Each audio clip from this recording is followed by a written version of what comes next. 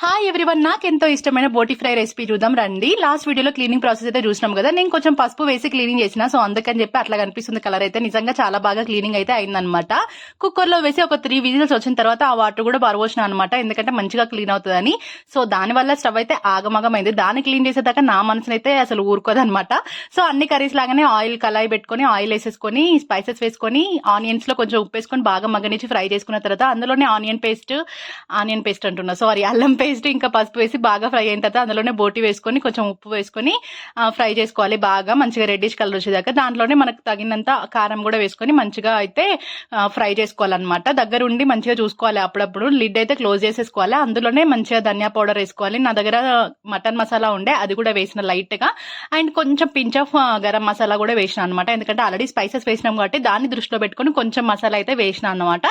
Final గా కొత్తిమీర వేసుకుంటే కర్రీ అయితే రెడీ అయిపోయింది. నిజంగా చాలా బాగుంది.